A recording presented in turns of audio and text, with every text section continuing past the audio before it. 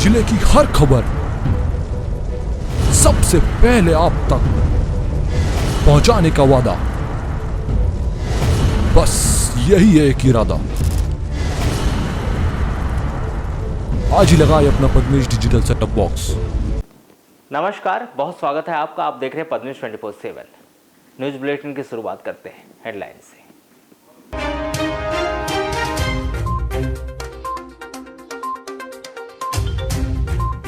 जिले में वर्षों बाद फिर दिखाई दी चलित मोबाइल कोर्ट की कार्रवाई। 2 पहिया और 4 पहिया वाहनों पर की गई चालानी कार्रवाई।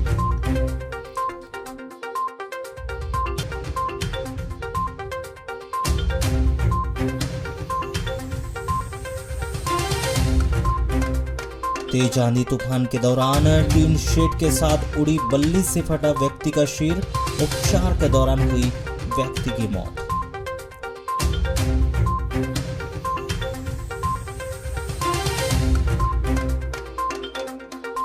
राहुल गांधी के समर्थन में पूर्व सांसद कंकर मुंजारे ने निकाला क्रांति मार्च। भाजपा हटाओ देश बचाओ के नारों के साथ जनसभा को किया संबोधित।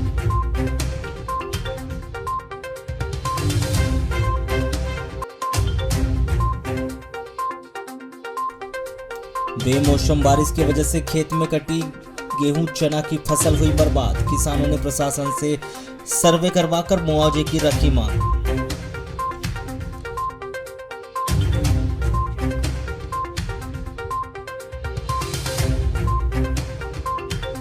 खेलो इंडिया के बाद जिले में होगा फुटबॉल का दूसरा बड़ा आयोजन। मुल्ला स्टेडियम में एक बार फिर होगा फुटबॉल का महाकुंभ। फुटबॉल हीरो द्वितीय डिवीजन लीग में 9 अप्रैल से होगा प्रारंभ।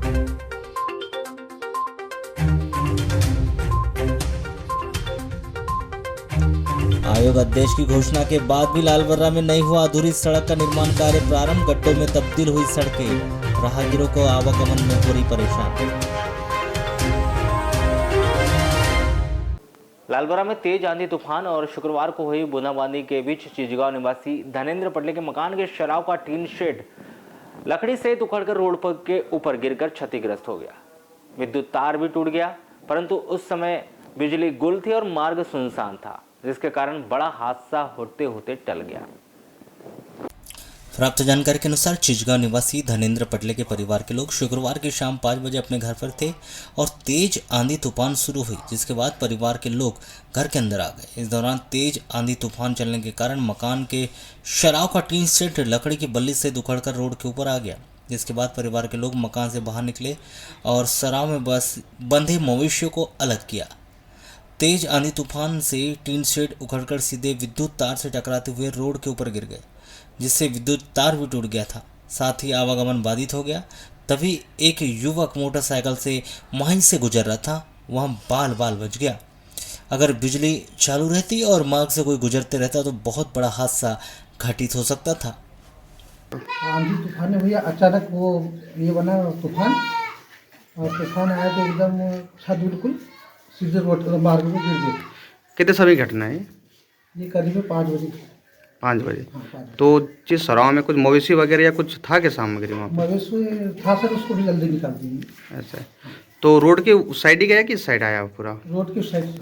उस साइड चले गए। कहीं किसी तरह से जनधन की हानि हुई हो? जनधन की हानि नहीं हुई सर। मार्ग आदमी गुजरा थोड़ा सा बच गया वो। सब बाल बाल बच गया है क्या? हाँ, बाल बाल बच गया। या कोई आजू बाजू वाले कोई आए हों उसमें? नहीं आएंगे, वो नहीं आए थे सर। ऐसा ही है। और क्या क्या नुकसान हुआ? ये हमारे चाचा श्री कुंजीलाल जी पटले, इनकी सराव जिसको अपन कोठा बोलते हैं, उस पर छत पिछले 1 महीना पहले ही नया निर्माण करवाए थे। चक्रवाती तूफान के साथ हवा आई और पूरी की पूरी छत रोड पर गिर गई, जिससे इलेक्ट्रिक के तार टूट कर नीचे गिर गए। क्योंकि लाइट बंद थी और उस बीच में कोई वहाँ नहीं आ पाया, इसलिए जनधन की हानि नहीं हुई। कितने नुकसान हुआ है? लगभग इनका नुकसान 1.5 लाख से ऊपर का ही है। अभी क्या प्रयास किए जा रहे हैं इनको मुआवजे के लिए? ये अब तहसीलदार साहब और पटवारी साहब को कल हम लेकर सूचना तो दे दिए थे, तो कल का समय दिए हैं। अब देखते हैं वो आते हैं और क्या कार्रवाई करते हैं, उसके बाद बेमौसम बरसात से खेतों में कटी गेहूं व चना की कटाई के लिए तैयार फसल को भारी नुकसान हुआ है।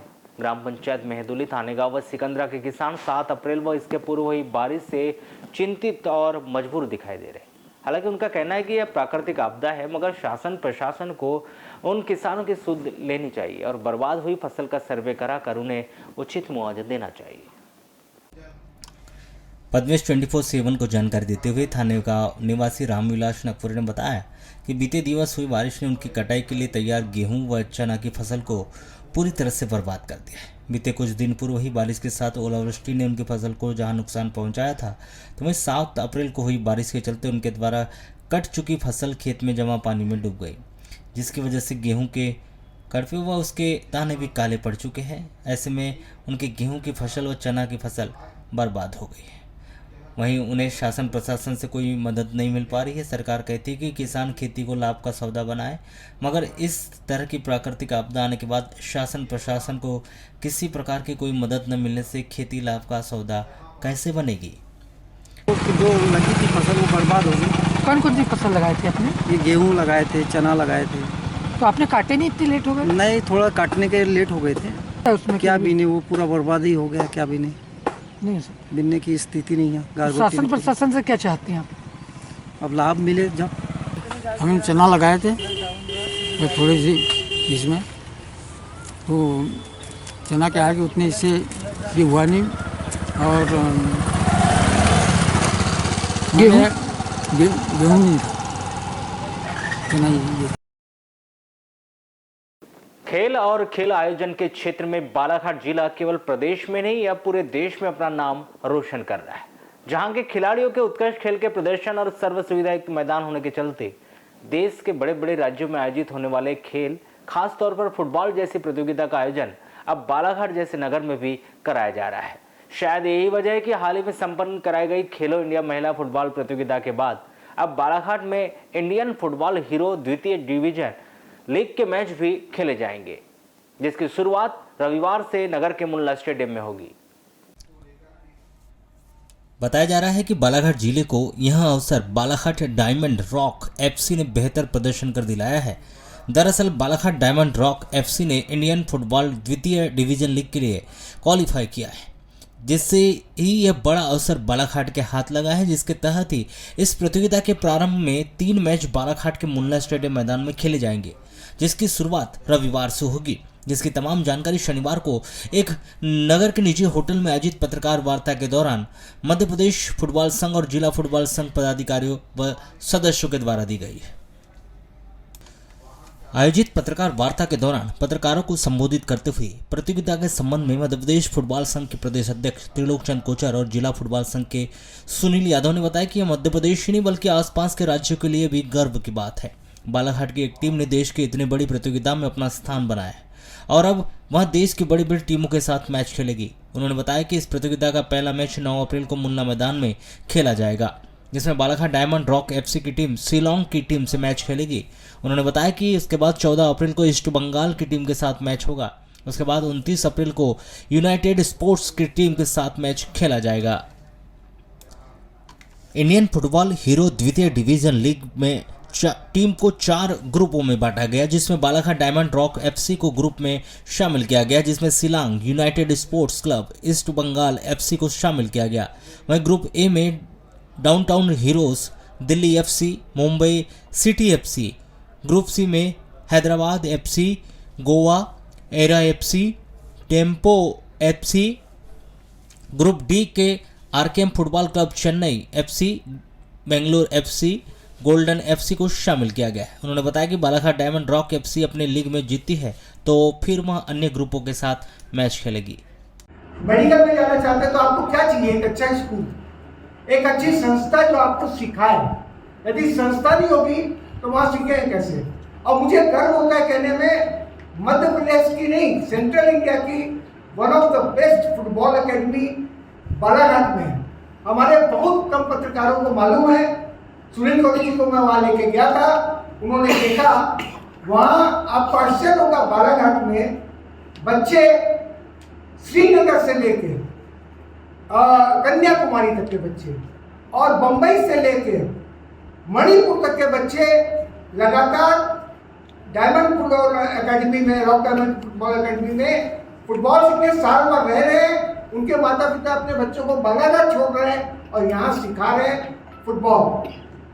मैं सबसे निवेदन करता हूँ आपसे कि एक बार एकेडमी देखिए, 2 ग्राउंड बने हैं और वहाँ के बच्चों से बात कीजिए कि हम वहाँ के बच्चे, मतलब श्रीनगर के बीच में दिल्ली पड़ता है, यूपी पड़ता है, बिहार, मतलब पूरे इंडिया में फिर बालाघाट कैसे चुना। केरला में एक मैच हो रहा था, 0-0 केरला के साथ ड्रॉ हो गया। बोले ये बालाघाट कहाँ भाई, ये टीम कहाँ से? बालाघाट फुटबॉल नक्शे में नहीं था। ये पहली बार इस नक्शे में आप देखोगे कि यूपी, बिहार, मध्य प्रदेश, उड़ीसा में खाली एक team diamond rock football academy qualify की है। ये बहुत गर्व की बात है। राष्ट्रीय कांग्रेस पार्टी के पूर्व अध्यक्ष राहुल गांधी की सदस्यता खत्म कर देने वाले मामला थमने का नाम नहीं ले रहे।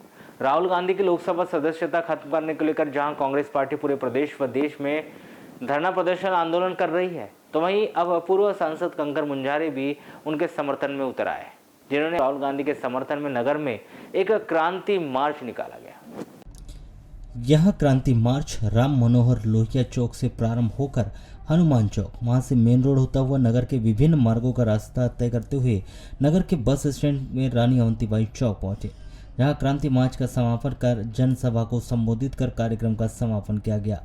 राहुल गांधी के समर्थन में निकाले गए इस क्रांति मार्च के दौरान नगर के विभिन्न चौक चौराहों में महापुरुषों की प्रतिमा पर माल्यार्पण किया गया, तो वहीं जगह जगह श्री मुंजारे सहित उनके समर्थकों ने प्रधानमंत्री नरेंद्र मोदी और अडानी के खिलाफ जमकर नारेबाजी की। राहुल गांधी के साथ न्याय की आड़ में अन्याय किया गया है और उनकी लोकसभा से सदस्यता जो रद्द कराई गई है, ये लोकतंत्र की हत्या है और झूठे मामले में फंसाकर उनको 2 साल की सजा कराई है। ये तानाशाही है, मनमानी है, इसे किसी भी कीमत पर बर्दाश्त नहीं करेंगे। इसलिए मोदी हटाओ, लोकतंत्र बचाओ, भाजपा हटाओ, देश बचाओ। वारासनी रोड ग्राम कायदी के पास बेलगाम कार ने मोटरसाइकिल को ठोस मार दी। सड़क दुर्घटना में कार की ठोकर से मोटरसाइकिल में सवार 2 युवक गंभीर रूप से घायल हो गए। दोनों घायल युवक अखिलेश पिता राकेश पांडे 22 वर्ष और शाहरुख खान पिता आसिफ खान 30 वर्ष, दोनों ग्राम रामपाली निवासी को जिला अस्पताल बालाघाट से गोंदिया रेफर कर दिया गया। प्राप्त जानकारी के अनुसार 8 अप्रैल की शाम 6 बजे करीब शाहरुख खान अपने दोस्त अखिलेश पांडे के साथ मोटरसाइकिल से ग्रामपाली से बालाघाट किसी काम से जा रहे थे। तभी वारासनी से बालाघाट की ओर आते समय ग्राम कायदी के पास बालाघाट की ओर से तेज रफ्तार से जा रही कार ने मोटरसाइकिल को ठोस मार दी। कार की जबरदस्त ठोकर से मोटरसाइकिल में सवार उक्त दोनों युवक घायल हो गए। दोनों घायल युवकों को 108 एम्बुलेंस से जिला अस्पताल बालाघाट में भर्ती कराया गया, जहां से उन्हें बेहतर उपचार हेतु मेडिकल कॉलेज रेफर किया गया था। परिवार के लोगों ने उन्हें अपनी सुविधा से गोंदिया उपचार हेतु लेकर गए। शहर में चल रहे 2 पहिया और 4 पहिया वाहन चालकों के द्वारा कितना यातायात नियमों का पालन किया जा रहा है, इसकी स्थिति देखने के लिए मुख्य न्यायिक मजिस्ट्रेट संजीव कटारिया के द्वारा चलित मोबाइल कोर्ट को लेकर गर्रा रेलवे क्रॉसिंग के पास जाकर वहां जो लोग यातायात के नियमों का पालन नहीं कर रहे थे और बिना हेलमेट के वाहन चला रहे थे, ऐसे लोगों पर चालानी कार्रवाई की गई और जो लोगों के द्वारा चालान नहीं दिया गया, इन लोगों के वाहन कोर्ट में पेश करने की बात कही गई। आपको बता दें कि 8 अप्रैल के दोपहर 12 बजे से 1 बजे गर्रा रेलवे क्रॉसिंग के पास अचानक वाहन चालकों में अफरा तफरी मच गई। वह वाहन चालक इधर उधर से रास्ता निकालकर आगे बढ़ने लगे। बाद में जब पता चला कि यहां पर चलित मोबाइल कोर्ट लगाई गई है और यहां पर मजिस्ट्रेट के द्वारा कार्रवाई की जा रही है, इसको लेकर के वाहन चालकों में काफ़ी हड़कंप मच गया।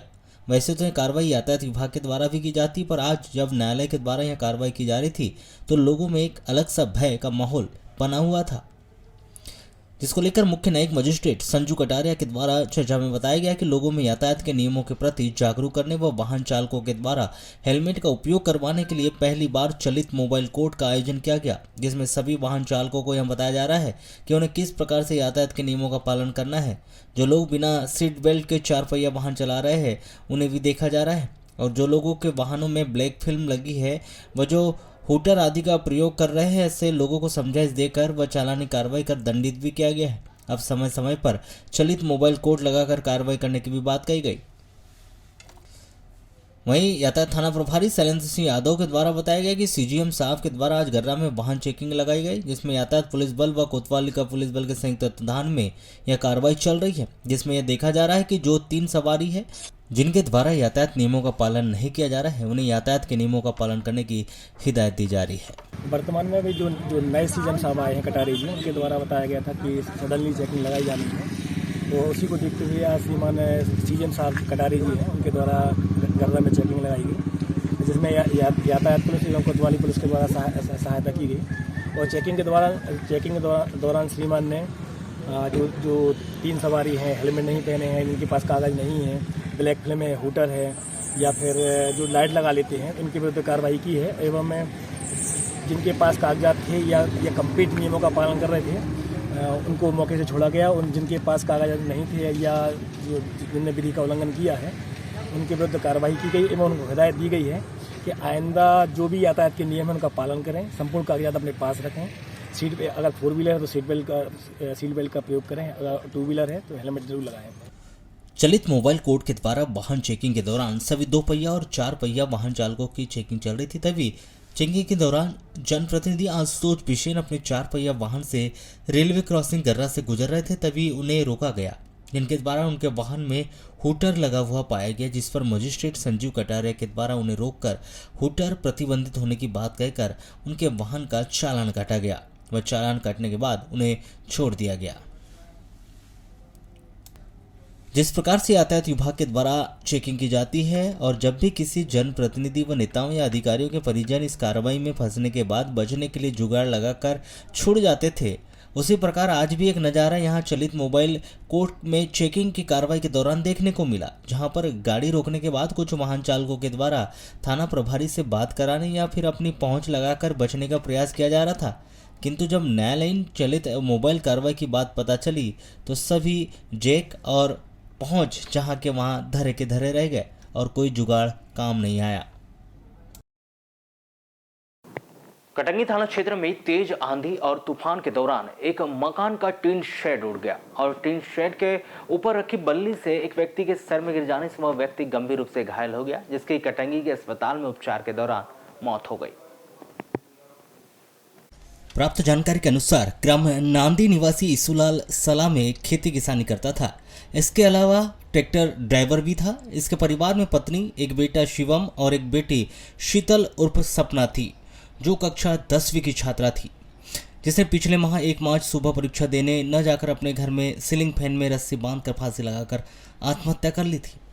बेटी की मौत के बाद ईशुलाल के परिवार में पत्नी और एक बेटा ही रह गए थे। बताया गया कि 7 मार्च को ग्राम जरा मोहगांव में ईशुलाल के साड़ू भाई जितेंद्र टिकाम के घर वास्तु पूजन का कार्यक्रम था। इस कार्यक्रम में ईशुलाल अपने परिवार के साथ जरा मोहगांव गया हुआ था।